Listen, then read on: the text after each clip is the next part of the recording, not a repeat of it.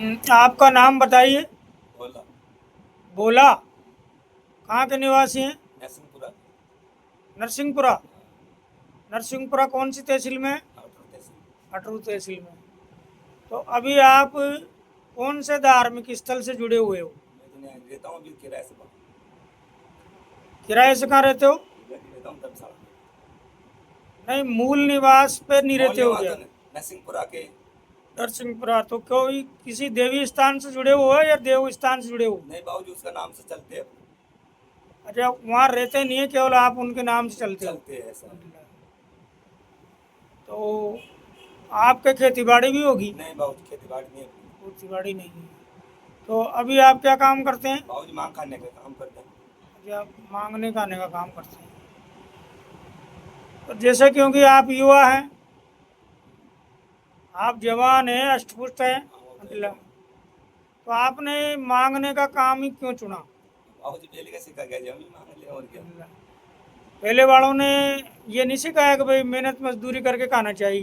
बाबूजी मैं मुझे काम धंधा चलता है वो सब कर भी लेते, मैं मुझे काटा पेट पर चलता है। अच्छा, जब वो कोई काम नहीं रहता है तो फिर तुम मांगने आ जाते हैं और आ जाते हो। देखो, कबीरदास जी ने अपने साहित्य में लिखा, कबीरदास जी के बारे में जानते हो? बाबूजी तो पढ़े लिखे हैं अभी नहीं हुए। कबीरदास जी उत्तर प्रदेश में काशी के रहने वाले थे और उनको यानी ईश्वर का अवतार मानते हैं लोग। उन्होंने सभी पर ऐसे श्लोक लिखे हैं जो ज्ञानप्रद है। कबीरदास जी ने कहा है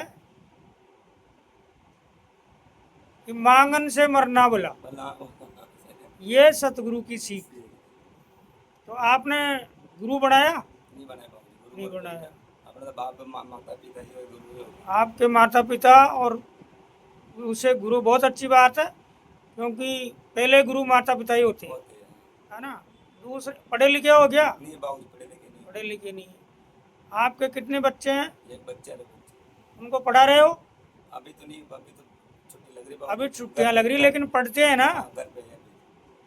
तो एक बच्चा और एक बच्ची है, तो बच्चे की उम्र कितनी है?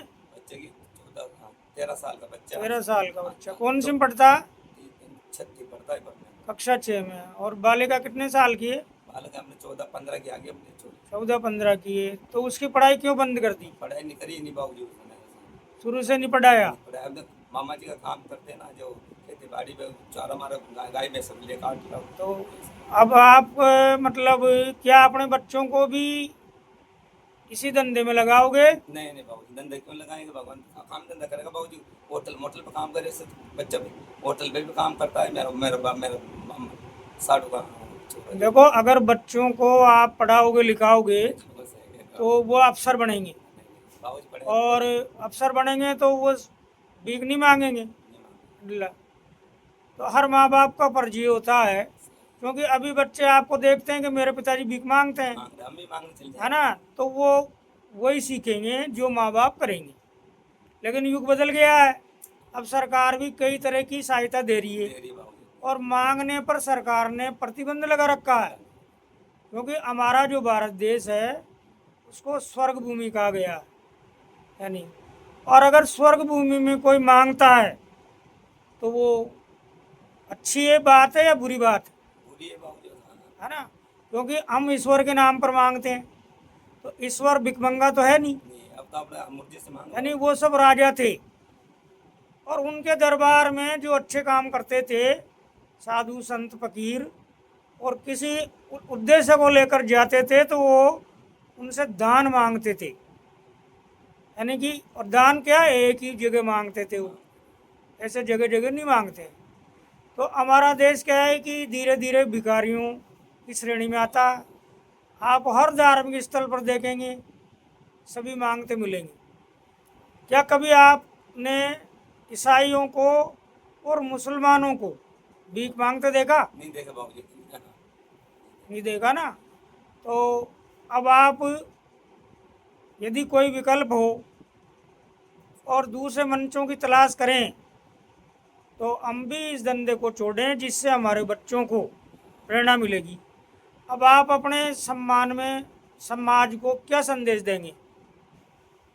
कि समाज को जहाँ आप घर घर जाते हो है ना, उनके हालचाल ही पूछते हो, तो आप उनके लिए क्या दुआ करेंगे, क्या संदेश देंगे, क्या प्रार्थना करेंगे, अपने हिसाब से बताओ भाई। आप किसी को भीख मांगने का संदेश देंगे या काम करने का संदेश देंगे, भगवान अच्छी कारोबार चलो हम देखे थे है बाबूजी। ना। तो जब आप दूसरे के लिए प्रार्थना करते हैं कि उसका धंधा अच्छा चले, उसका कारोबार अच्छा चले, चले तो तो मेरे आपको भी स्वयं ईश्वर से प्रार्थना करना चाहिए, मनुष्य से नहीं मांगना चाहिए। जिसने हमको भेजा है उसी से प्रार्थना करनी चाहिए। जैसे अभी मैं प्रार्थना कर रहा था, आपने बीच में 2-3 बार मुझसे कहा, लेकिन मैंने आपसे बात नहीं की। क्यों नहीं की? कि मैं उस समय उससे जुड़ रहा था और उसी से मैं भी मांग रहा था।